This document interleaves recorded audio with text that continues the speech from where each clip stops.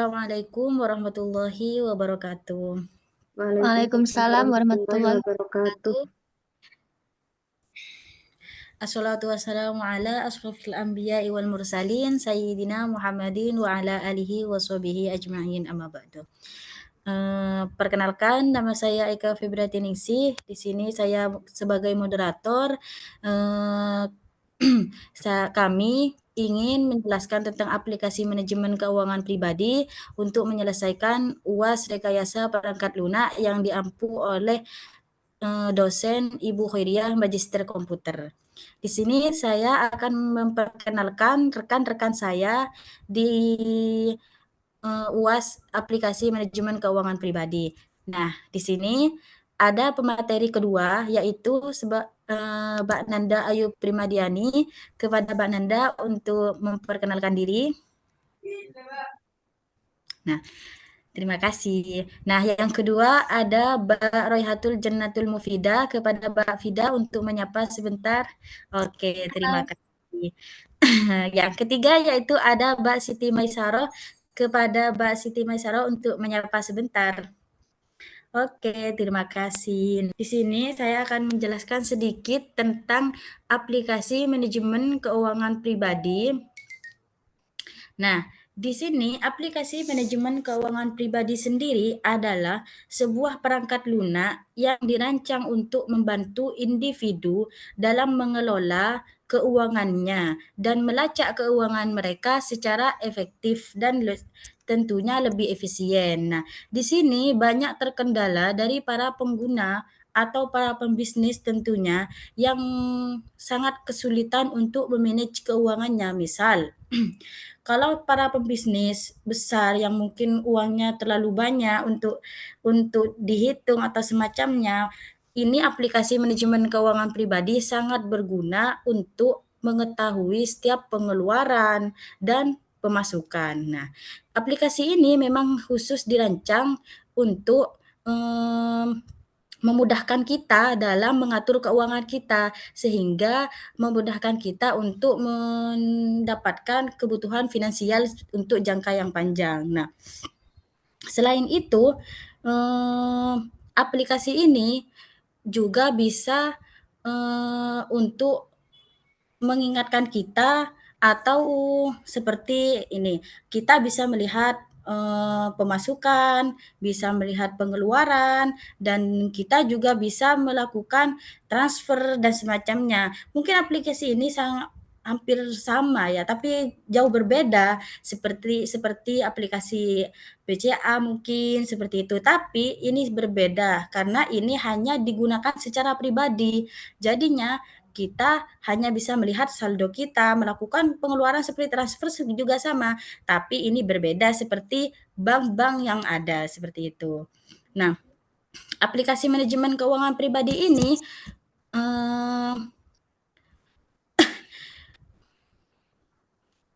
digunakan untuk mengelola investasi kita. Jadi, kita itu bisa tahu seperti apa jalannya keluar uangnya kita, seperti itu. Kita bisa melihat daftar riwayatnya setiap transfer dan kita juga bisa memanage. Misal, kalau kebutuhan pemasukan kita tidak sesuai dengan pengeluaran kita. Nah, di situ dengan aplikasi ini kita sangat mudah untuk mengoperasikan. Misal, untuk bulan sekian kita melakukan pengeluaran terlalu banyak daripada pemasukan. Nah, untuk bulan depannya kita bisa memanage-nya atau mengurangi dari pengeluaran kita, seperti itu. Mungkin sekilas untuk aplikasi manajemen keuangan pribadi ini adalah pada intinya perangkat yang dirancang untuk membantu kita dalam memanage keuangan, mulai dari pemasukan dan pengeluaran, seperti itu. Nah, nanti untuk penjelasan selebih lengkapnya atau lebih luasnya, mulai dari fungsi, bagaimana gambarannya, terus perangkat apa yang digunakan dalam aplikasi manajemen ini. Nah, itu nanti akan dijelaskan secara detail oleh para pemateri-pemateri yang lain gitu. Nah, lanjut.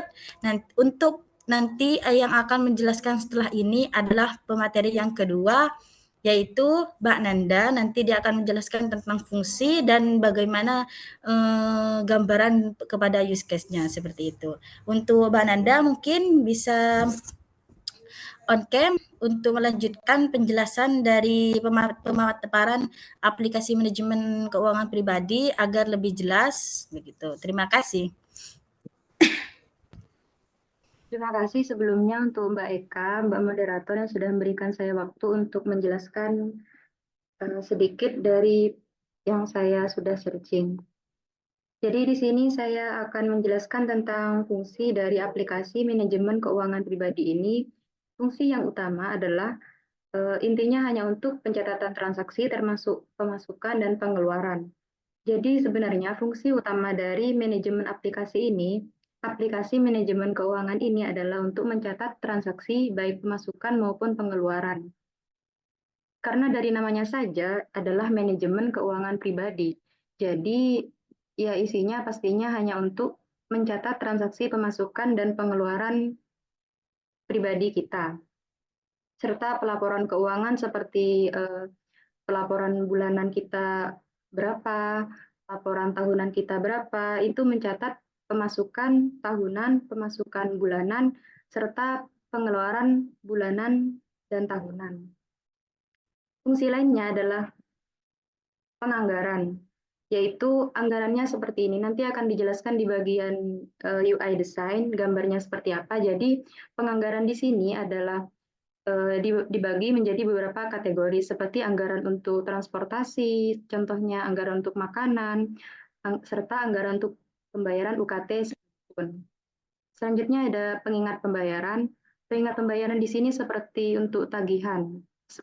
Misalnya kita miliki tagihan ShopeePay pada umumnya. Jadi di aplikasi ini akan ada fitur untuk mengingatkan kita bahwa wah besok ini sudah masuk tenggat begitu. Wah besok ini sudah masuk tenggat untuk pembayaran ShopeePay. Seperti itu misalnya. Selanjutnya laporan keuangan seperti yang sudah saya jelaskan barusan, itu laporan keuangan bulanan maupun tahunan. Selanjutnya ada pengelolaan hutang, hampir sama sepertinya dengan tagihan ShopeePay tadi. Lalu analisis pengeluaran. Seperti total, berapa sih total pengeluaran kita selama setahun, berapa sih total pemasukan kita selama setahun. Nah, itu adalah fungsi dari aplikasi manajemen keuangan ini. Selanjutnya ada use case. Nah, use case-nya di sini ada ini gambarannya. Jadi aktor di sini adalah kita berupa pengguna. Nah, pengguna ini sebelum kita bisa menggunakan si aplikasi manajemen keuangan, pengguna ini harus melakukan yang pertama ada login, yang kedua ada register, dan yang ketiga itu yang tidak kelihatan adalah validasi data. Nah, kenapa sih kita harus melakukan login dulu, register dulu? Karena agar data kita yang sudah kita simpan di aplikasi manajemen keuangan ini tersimpan di server. Nah, kalau kita nggak login, kita nggak register, kita nggak akan bisa melakukan pemasukan, melihat pengeluaran, serta fitur-fitur lainnya. Nah, kenapa di sini login, register, dan validasi data ini masuk ke include? Karena kita tidak akan bisa melakukan fitur-fitur yang lain ini sebelum kita melakukan login, register, serta validasi data. Nah, fitur-fiturnya di sini antara lain aktor itu bisa melihat pemasukan. Pemasukan ini sumbernya bisa dari transfer atau dari gaji bulanan kita. Selanjutnya, fitur kedua ada melihat pengeluaran. Pengeluaran ini ya mencatat transaksi. Seperti yang sudah saya jelaskan sebelumnya, baik itu transaksi berkategori pembayaran UKT, untuk makanan, untuk transportasi, dan untuk lain-lain. Selanjutnya ada melihat laporan keuangan.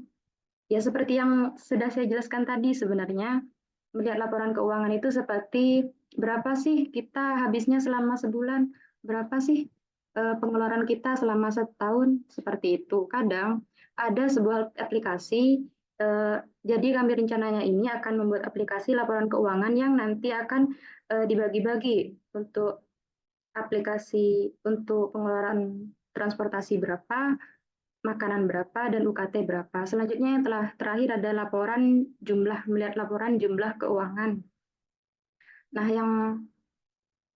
untuk melihat laporan keuangan di sini ada melihat statistik keuangan dan mengatur pengingat. Pengingat di sini ada pengingat tagihan dan pengingat hutang. Selanjutnya ada melihat jumlah laporan bulanan dan tahunan. Ya, mungkin hanya seperti itu penjelasan dari saya. Selanjutnya saya kembalikan kepada moderator. Oke, baik. Terima kasih. Penyampaiannya sangat jelas ya dan sangat efisien dan mungkin sangat bisa dimengerti oleh para audien. Nah, selanjutnya akan dilanjutkan oleh pemateri yang kedua untuk menjelaskan tentang DFD oleh Mbak Raihatul Jannatul Mufidah untuk on cam.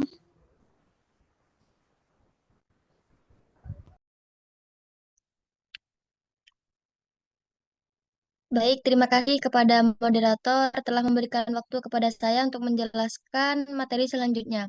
Nah, materi selanjutnya di sini ada DFD level 0 dan DFD level 1.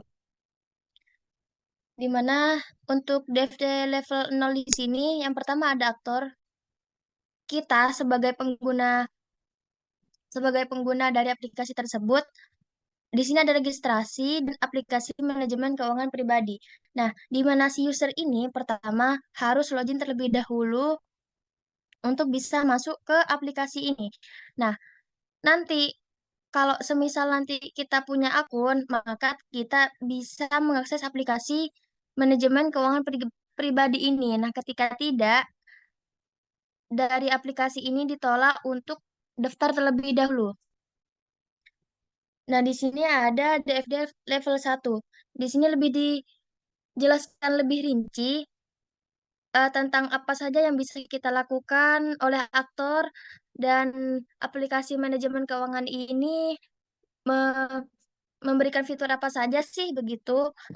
Yang pertama ada aktor, login terlebih dahulu jika mempunyai akun, maka kita bisa mengakses aplikasi manajemen keuangan pribadi ini. Nah, di mana aplikasi manajemen keuangan ini memiliki 4 pelayanan. Yang pertama ada pemasukan, yang kedua ada pengeluaran, yang ketiga ada laporan keuangan, dan keempat total pengeluaran. Nah, dari aplikasi ini terus sebagai user kita bisa melakukan apa saja dalam aplikasi ini. Yang pertama untuk fitur pemasukan, aktor ini atau bisa disebut dengan user, kita bisa melihat transfer dan lihat gaji. Untuk yang kedua, untuk pengeluaran, kita bisa mencatat transaksi. Contohnya ketika eh, gaji sudah masuk, kita bisa mencatat transaksi apa saja yang sudah dikeluarkan, kayak tagihan listrik, contohnya kayak tagihan listrik itu berapa, terus bulanan biaya bulanan itu berapa, dan seterusnya. Untuk fitur yang ketiga ada laporan keuangan di mana user di sini bisa melihat statistik keuangan dan mengatur pengingat. Contohnya, ketika nanti ada kelonjakan, oh ternyata pengeluaran bulan ini masih lebih banyak ya ketimbang bulan-bulan sebelumnya, terus terus kok ini makin hari makin tanggal tua itu makin melonjak ya pengeluaran. Oh, nanti saya tuh bisa mengurangi seperti itu. Terus mengatur pengingat, contohnya kayak selama setengah bulan pengeluarannya itu 1 juta. Nanti kalau lebih dari 1 juta itu nanti bakal ada pengingat bahwa kantong menipis seperti itu. Terus ada total pengeluaran, di mana total Oke. pengeluaran ini ada jumlah pengeluaran bulanan dan jumlah pengeluaran tahunan.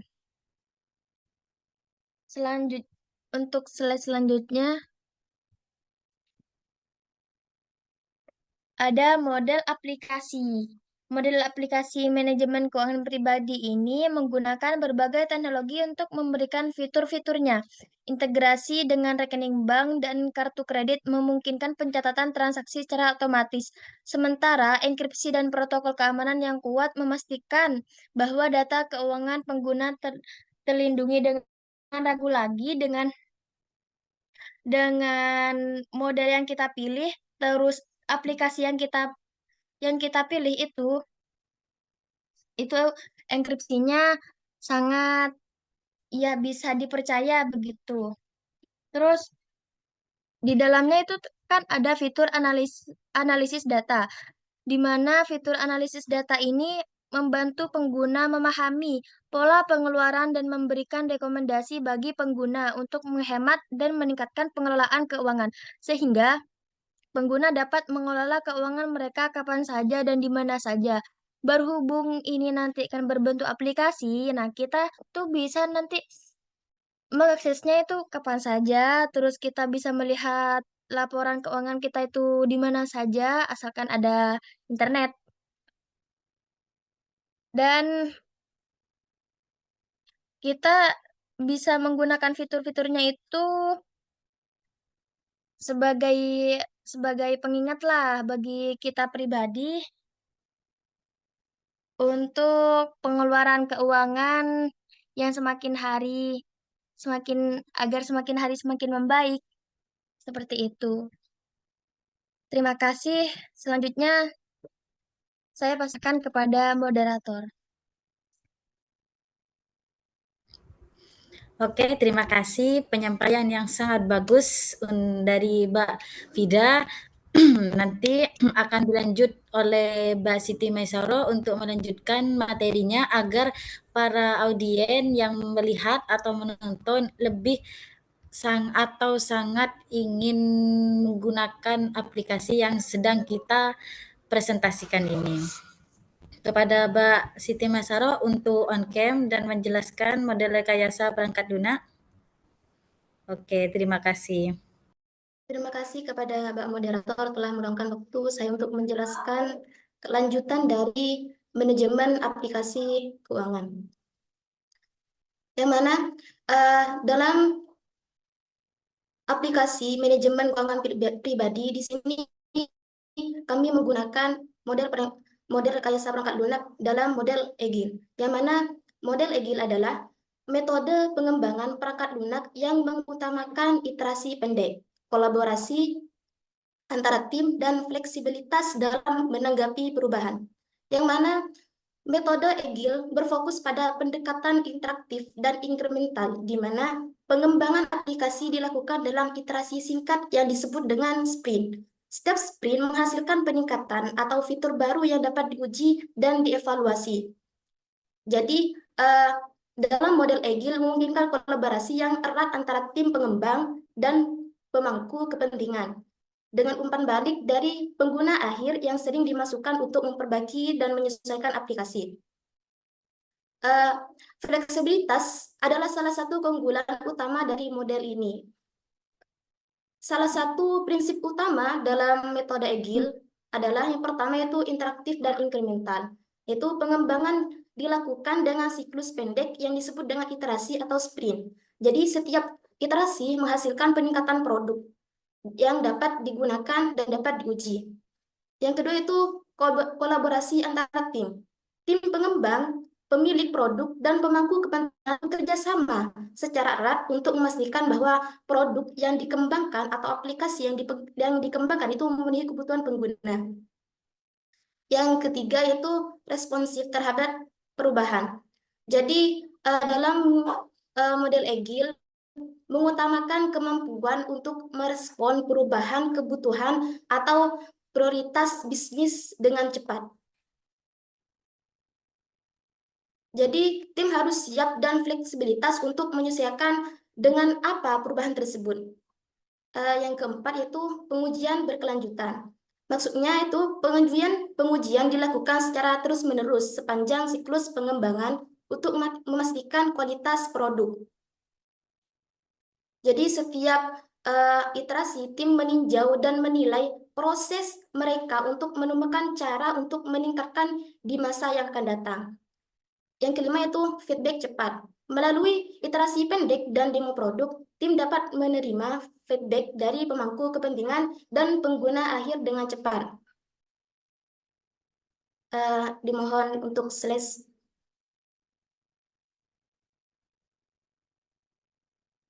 Nah,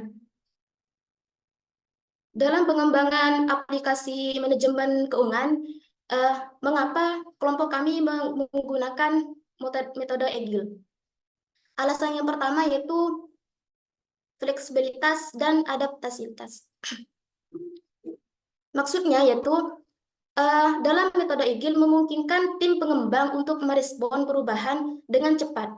Dunia keuangan sering mengalami perubahan regulasi dan teknologi. Dengan adanya model Agile, tim dapat dengan mudah menyesuaikan dan memperbarui aplikasi untuk memenuhi persyaratan baru atau perubahan di pasar.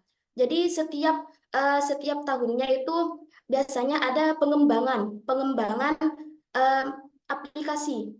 Dengan metode Agile, jadi para tim itu bisa merespon perubahan dengan cepat. Kemudian alasan yang kedua yaitu kebutuhan yang berubah. Kebutuhan pengguna bisa berubah seiring waktu. Dengan metode Agile, pengembang dapat beradaptasi dengan perubahan kebutuhan ini. Karena model Agile ini berfokus pada pengembangan interaktif yang memungkinkan penyesuaian dan revisi berkelanjutan berdasarkan umpan balik dari pengguna.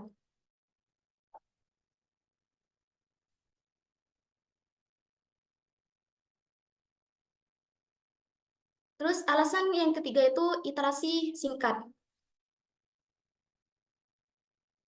Dalam pengembangan siklus pendek, memastikan bahwa perubahan dapat diimplementasikan dengan cepat tanpa mengganggu seluruh proyek.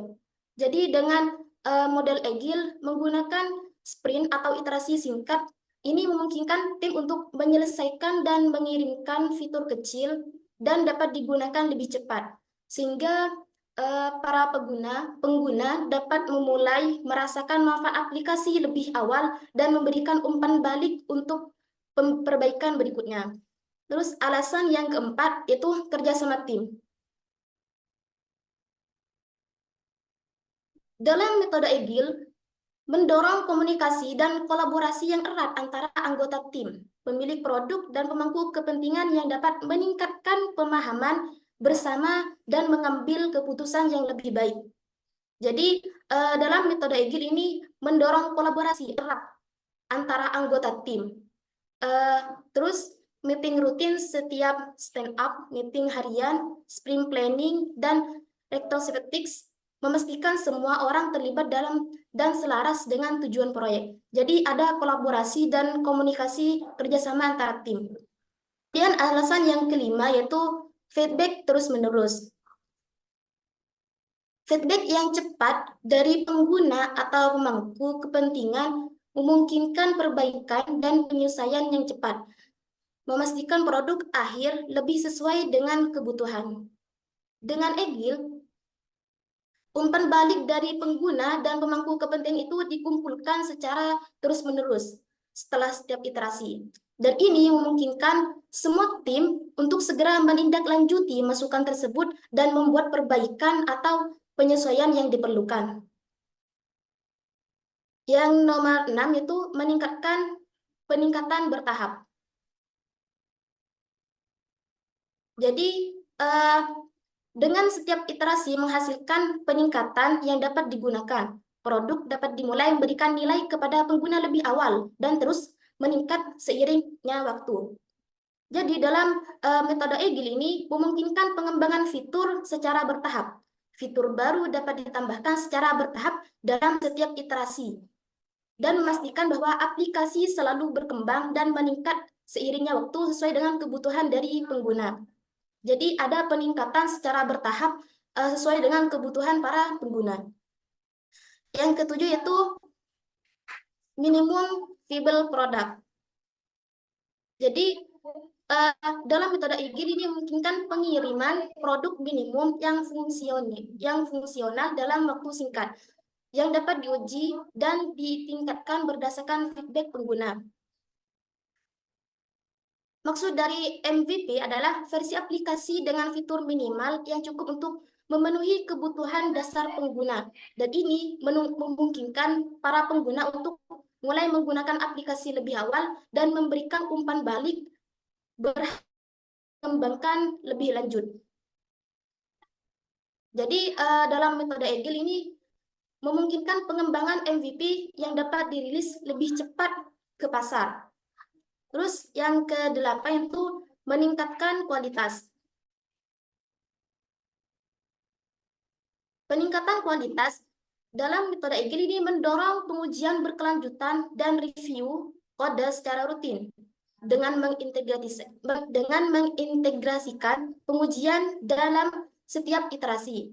Jadi semua tim dapat mendeteksi dan memperbaiki lebih awal, yang membantu memastikan kualitas aplikasi yang lebih tinggi.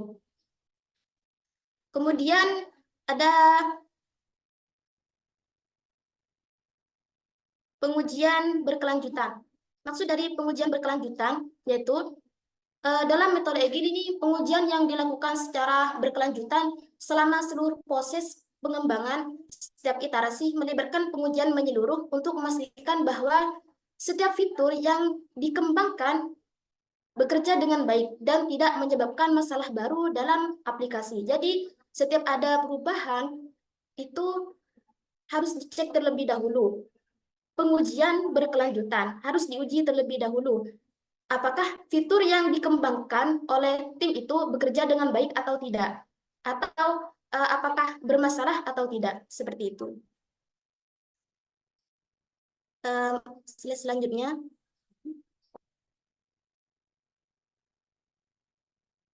Nah, ini adalah tampilan UI design, tampilan beranda utama untuk aplikasi manajemen keuangan pribadi.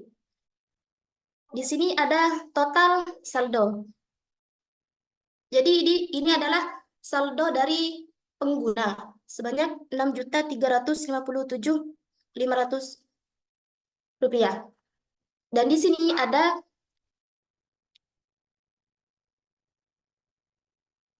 ikon pemasukan.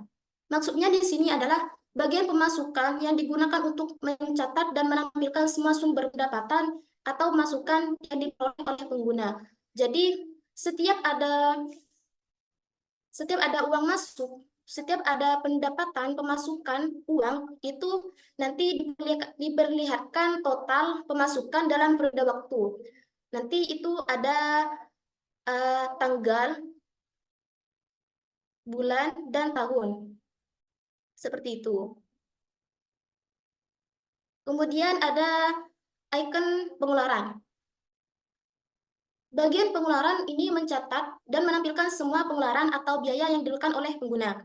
Jadi nanti akan ditampilkan secara grafik untuk memperlihatkan total pengeluaran dalam periode waktu. Misalnya setiap minggu, setiap bulan, atau setiap tahun.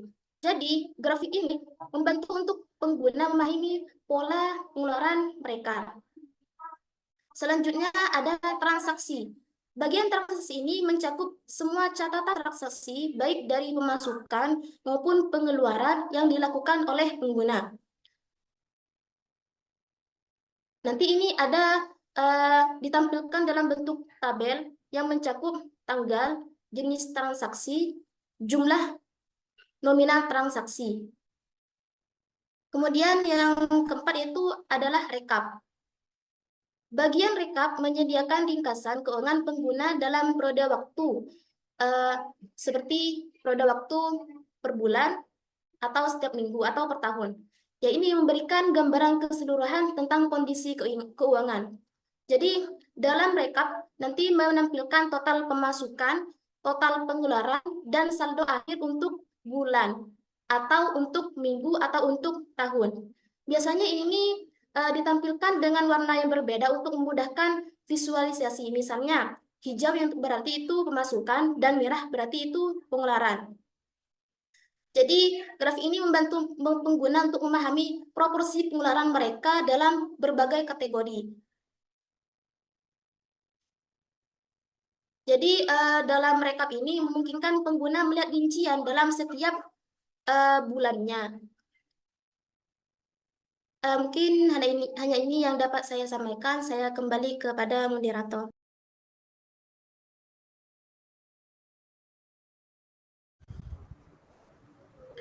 Oke, baik. Terima kasih kepada pemateri ketiga dan saya sangat apresiasi untuk para pemateri karena menyampaikan materinya sangat sangat baik dan sangat jelas, tentunya sangat efektif untuk para pendengar atau para penonton memahami dari presentasi kita tadi. Baik, di sini saya akan menarik kesimpulan dari penjelasan yang tadi. Baik, di sini saya akan menarik kesimpulan dari para pemateri yang tadi. Di sini kami sudah menyediakan UI desain dari aplikasi manajemen keuangan pribadi. Nah, kurang lebihnya tampilannya itu seperti ini.